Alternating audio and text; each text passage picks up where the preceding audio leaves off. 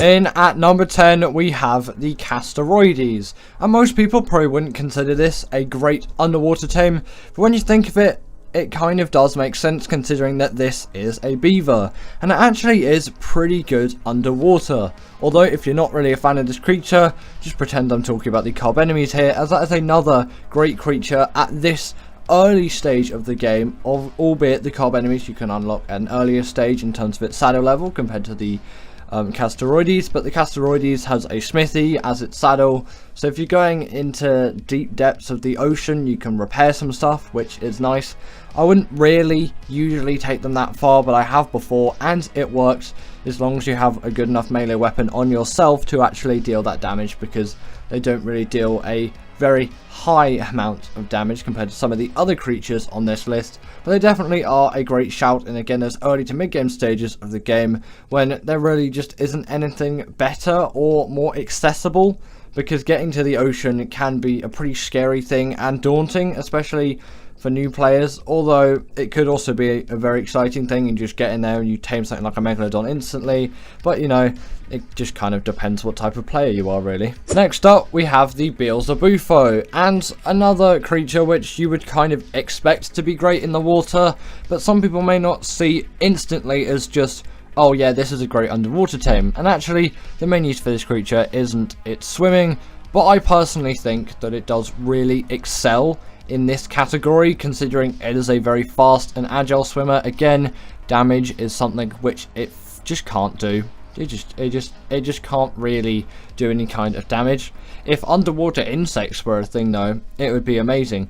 Not like it can't do any damage though. It definitely can inflict something, and it can work efficiently in those scenarios, but it's mainly just for getting from A to B, and they're just so quick and agile in the water, you really can't take them out of this list, as sometimes you want a creature which can deal loads of damage, but they tend to be a lot slower than the creatures which are just really speedy and can't do a lot of damage, and it depends what you need for any scenario. If I'm just traveling around the ocean, I may take one of these things as they're small, very easily portable. I know cryos exist, so pretty much every creature is portable, but this one especially because it can fit through any kind of dino gate, and it's really small and it's really quick and surprisingly efficient underwater. Next up, we've got the Spino, and this definitely is a very underrated creature in my opinion for underwater travel, as you probably wouldn't think of using one, but if you ever do use one of these things for underwater travel, you realise how good they are. They're fast, they're agile, they have that hydration buff,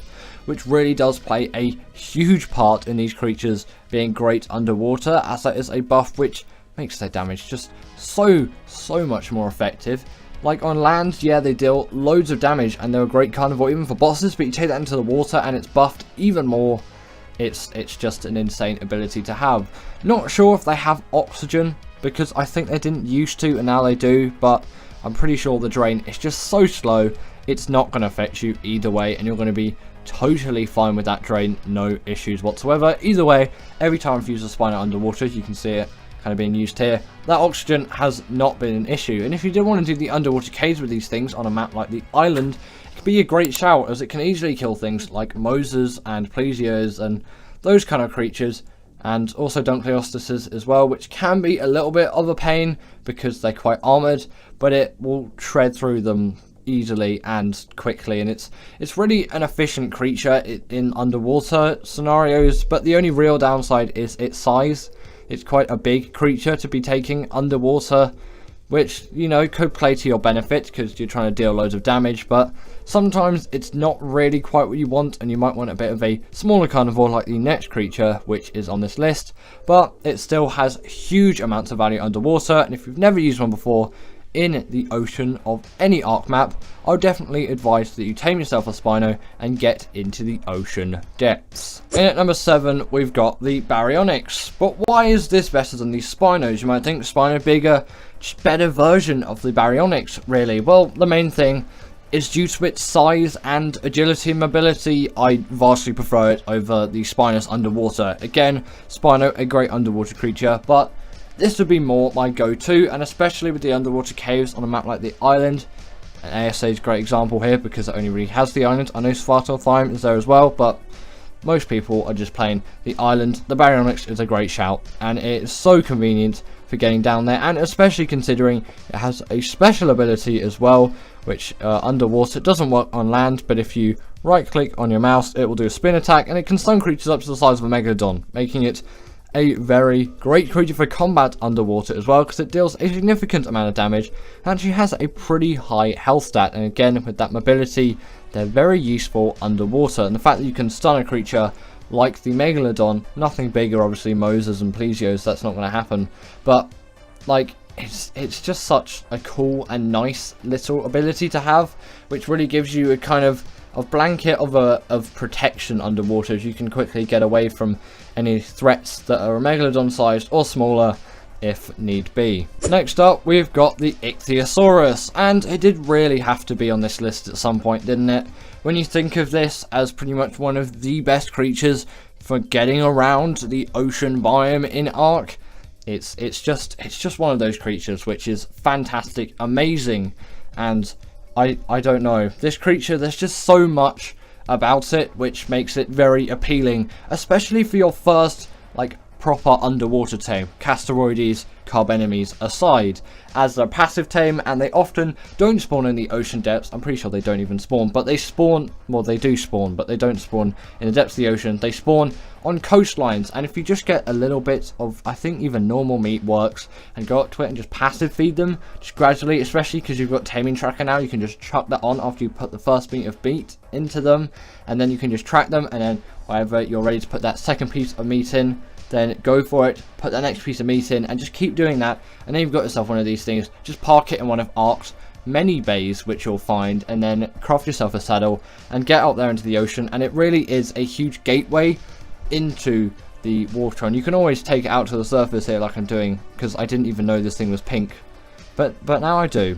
Lovely pink coloured Ichthyosaurus. In at number 5, we've got the Mosa, and this creature definitely did have to be on this list, and especially with X-Mosas, it's just an even better creature now. It's just, man, the Mosa is one of the most hard-hitting ocean creatures, and it does have a platform saddle as well, although I don't really find that to be the most useful out there, because, you know, I don't really need an underwater base. I can always just build in any underwater caves if I need one, and I don't need a mobile base on the back of a mosasaur. So I never really used that platform saddle, and also I always find my platform saddles on creatures like Mosas and Titanosaurs and Brontos, and sometimes even Quetzals when you build a base on the back of them, that you just really can't see anything, and I like to be able to see a lot around me. But X-Mosas on Gen 1, you can really get so much use out of the Mosasaurus, and they just deal so much damage, and great for the Moda boss fight on that map too, but just great for killing anything underwater if that's your thing. Next up, we have got the Megalodon, and I think that this creature definitely does have to be put on the list here for great ocean creatures, as it is a ridiculously easy to tame on underwater, on any map, on underwater, in an underwater scenario, on any map. These things are so easy, especially X-Megalodons. I know they're slightly harder to tame, and it's on the Gen 1 ocean, so there's a lot more eels around, but still, if you have Gen 1, go for an X-Megalodon on that map. You will not be unhappy with that tame, because they're so easy, even on any map, just no matter the map. Yes, X1's a little bit harder, they're just so easy to tame. Again, quite a good introduction after you tame yourself an Ichthyosaurus. Get yourself a harpoon launcher, get yourself some trank harpoon thingy majigs, or you can even just use a crossbow and trank arrows if you want as well. Harpoon launcher is the kind of more, you know, utilized one in my opinion. It makes it slightly easier, although crossbows work fine.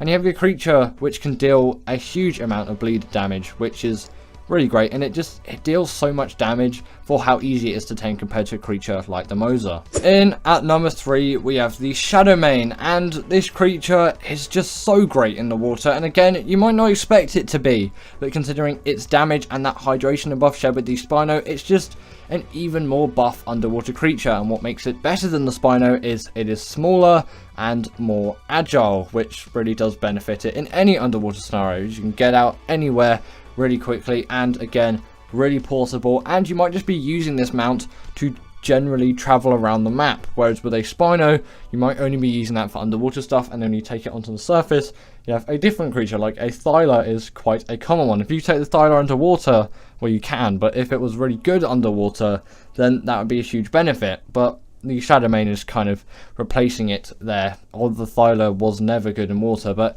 you can see how good the Shadowman is in water, and considering it is a lionfish lion and you tame it with fish, it does make sense that it'd be great underwater. But it really is a terrific underwater tame, and if you haven't already, definitely go out and tame yourself with Shadowman and test it underwater. You will not be displeased with the results, apart from the actual taming method being a pain. In at number 2, we have the Bosasurus, and the reason why this is on the list is pretty self-explanatory.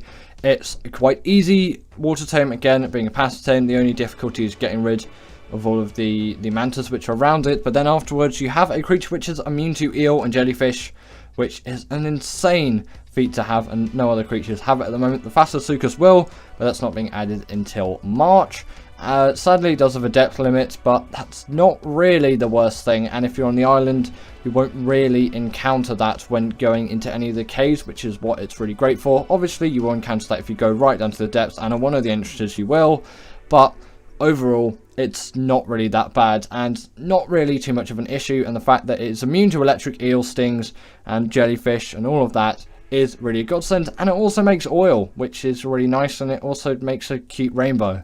But before we get into number 1, I've just got a couple of honorable mentions. The Megalodon is a great one. The only reason why I didn't put it on this list is the tame method. Again, the Plesiosaur will be a great one. The Dunkleosteus, although not used too widely, is another pretty cool one as well. And that pretty sums it up. Let's then get into number 1. In at number 1, we have the Stalker, and ever since this thing came out on Gen 1, I have never used a different creature after I've tamed one of these things to use underwater. I will go on to Gen 1 or Gen 2, where you'll find Stalkers, and then I'll tame them and transfer them across all of the maps which I'll be playing on Extinction at the moment. I know it doesn't have any water. I still have a Stalker over though, because I like them as well, just for general travel, although still a little bit rusty, but less rusty than I was in this B-roll, because this was about maybe a month or 2 ago, this B-roll in terms of age. I've improved a little bit since then, so I can actually kind of get around. But either way, they're just so agile and easy to control under the water, and they can glide across the top as well. So if you want to kind of evade danger, you kind of can by just skimming over the top of it, and it really isn't that bad. And then as long as you're not just in the middle of the ocean with nothing else to grab onto, you can always just swing onto something if it becomes a little bit too dangerous, and just get out of that situation. If you're in the middle of the ocean, at least these things do have a great damage stat, and can pull some smaller creatures in as well to suck the life force out of them, and then that's actually kind of creepy, and they also do that to you if they get low enough health. Either way, really agile, really quick ocean mounts, and if you've ever used one in the ocean before, you just know how effective they are, and they're pretty much faster than everything else, which definitely plays to their benefit, as you can kind of get out of any danger whatsoever. Nothing which can come near you will do any significant damage to you, because you can just quickly zip away like that. If you haven't already, I really urge you to try this creature underwater, and afterwards I'm sure you'll never go back. But anyway, that is the end of today's video, and I hope you enjoyed it. What is your favourite underwater tame? And also, this is the last video of the year, so I hope you enjoyed 2023, and I'll see you in the next one, and I'll see you all later.